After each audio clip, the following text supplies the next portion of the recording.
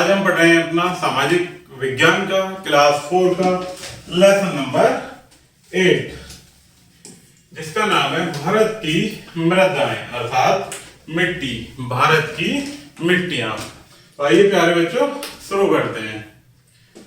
प्रकृति ने भारत को प्राकृतिक संसाधनों की एक उन्नत किस्म प्रदान की है, अर्थात जो प्रकृति ने हमें संसाधन की हमें जो हमारे देश को, भारत को क्या दिया है, एक प्राकृतिक संसाधनों की एक उन्नत किस्म दी है। अर्थात जो प्राकृतिक संसाधन है वो विभिन्न विभिन्न प्रकार के दिए हैं। हमारी दैनिक आवश्यकताओं की पूर्ति के लिए हमें इन संसाधनों की आवश्यकता होती है। जो हमारी डेली यूज की अर्थात दैनिक हमारी आवश्यकताएं हैं उनको पूर्ण रूप से बनाने के लिए हमें इन संसाधनों की आवश्यकता पड़ती है। मृदा सबसे अधिक बहुमूल्य प्राकृतिक संसाधन है। यह पौधों की वृद्धि के लिए भोजन प्रदान करती है तथा फल सब्जी आदि के उत्पादन में हमारी सहायता करती है। हमारा देश एक कृषि प्रधान देश है। हमारे देश की लगभग 70% जनसंख्या कृषि में संलग्न है, अर्थात जो हमारे देश की 70% जनसंख्या है प्यारे बच्चों, वो किसमें लगी हुई है? कृषि क्षेत्र में कार्यरत है। अतः मृदा की समानता व निर्माण स्थान के भूपृष्ठ व जलवायु पर निर्भर करते हैं। भारत में विभिन्न प्रकार के भूपृष्ठ तथा जलवायु स्थित हैं।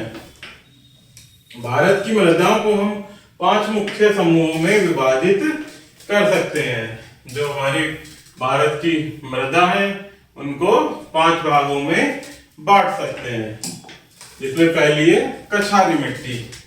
यह बहुत उपजाऊ मिट्टी है क्योंकि यह हिमालय से निकलने वाली तथा उत्तरी मैदानों से होकर बहने वाली विभिन्न नदियों के द्वारा लाई गई तलछट मिट्टी के द्वारा निर्मित होती है। कछारी मिट्टी चावल, गेहूं, गन्ना, जूट, तेल बीज आदि को उगाने के लिए उपयुक्त होती है। नेक्स्ट है प्यारे बच्चों काली मिट्टी। यह मिट्टी ज्वालामुखी के लावा से, चट्टानों से बनती है।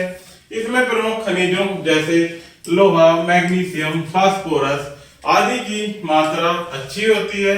यह काले रंग की होती है, अर्थात आप इसके नाम के माध्यम से भी समझ सकते हैं प्यारे बच्चों ये काली मिट्टी कैसी होती है, काले रंग की होती है। यह मिट्टी उपजाऊ होती है तथा कपास व गन्ने को उगाने के लिए सर्वोत्तम अच्छी मिट्टी है। नेक्स्ट है प्यारे बच्चों लाल मिट्टी। यह मिट्टी प्रायद्वीपीय भारत के कई भागों में पाई जाती है। यह मिट्टी लोहे की उपस्थिति के कारण लाल रंग की होती है, अर्थात इसमें लोहे की अधिकता होने के कारण प्यारे बच्चों इसका रंग कैसा होता है? लाल रंग। यह मिट्टी अधिक उपजाऊ नहीं होती। यह तमिलनाडु, कर्नाटक, आंध्र प्रदेश, महाराष्ट्र, मध्य प्रदेश में पाई जाती है। यह मूंगफली, बाजरा, दालें आदि को उगाने में प्रयोग की जाती है। नेक्स्ट है बलुई मिट्टी। यह मिट्टी लवण तथा बालू से बनी होती है जो कि राजस्थान व गुजरात के रेगिस्तानी क्षेत्रों में पाई जाती है। यदि इसकी उचित रूप से सिंचाई की जाए तो इसमें गेहूं, चना आदि फसलें उगाई जाती हैं। नेक्स्ट होती है प्यारे बच्चों पर्वतीय मिट्टी। यह मिट्टी उपजाऊ होती है। इसमें पौधों के सड़े हुए अवशेष मिले रहते हैं। यह असम, उत्तरांचल आदि के पहाड़ी क्षेत्रों में पाई जाती है। यह साल, चील, रबड़ आदि वृक्षों को उगाने के लिए अच्छी होती है। नेक्स्ट है प्यारे बच्चों हमारी मिट्टी की उर्वरता। हम देखते हैं कि हमारे देश में मृदाओं की एक बड़ी किस्म है। कुछ मृदा उपजाऊ है जबकि कुछ नहीं है। हम मिट्टी में कुछ उर्वरक जैसे गोबर तथा हरी खाद मिलाकर इसकी उर्वरता को बढ़ाते हैं, अर्थात इसकी जो मिट्टी अनुपजाऊ है प्यारे बच्चों उसको गोबर और रासायनिक खाद मिला करके उसे हम उपजाऊ बना लेते हैं। आजकल मिट्टी की उर्वरता बनाए रखने के लिए रासायनिक उर्वरक अर्थात जो रासायनिक उर्वरक खाद वगैरह वो सब मिलाए जाते हैं। मृदा अपरदन। प्राकृतिक पौने जैसे प्राकृतिक पौने जो कि सूर्य, नदियों द्वारा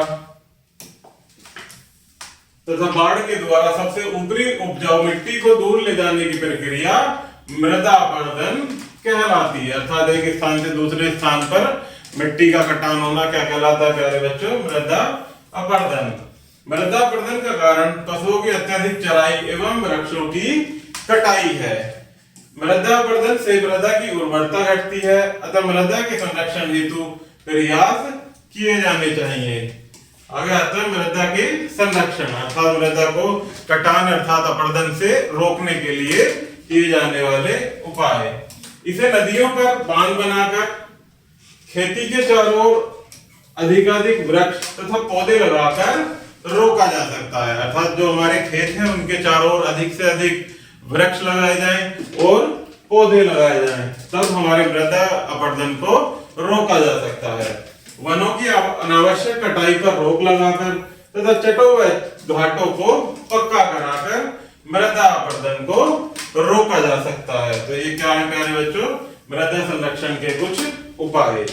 नेक्स्ट आगे देखते हैं, कुछ मुख्य बिंदु हैं, इन्हें आप याद भी करेंगे और हम इनको साथ मिलकर पढ़ेंगे। जिसमें पहला है कि भूपर्पटी की सबसे ऊपरी परत को मृदा कहते हैं। जो भूपर्पटी होती है उसके ऊपर की सबसे परत जो होती है प्यारे बच्चों, उसे क्या कहते हैं? मृदा अर्थात मिट्टी।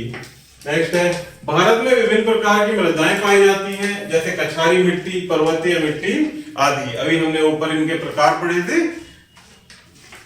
नेक्स्ट है, प्राकृतिक कारकों जैसे पवन, जल आदि के द्वारा मिट्टी की सबसे ऊपरी परत के उखड़ने तथा दूर ले जाने की प्रक्रिया को मृदा अपरदन कहते हैं। तो प्यारे बच्चों, इस प्रकार से हमारा ये लेसन यही समाप्त होता है। आशा करता हूं कि आपको यह वीडियो जरूर पसंद आई होगी। धन्यवाद।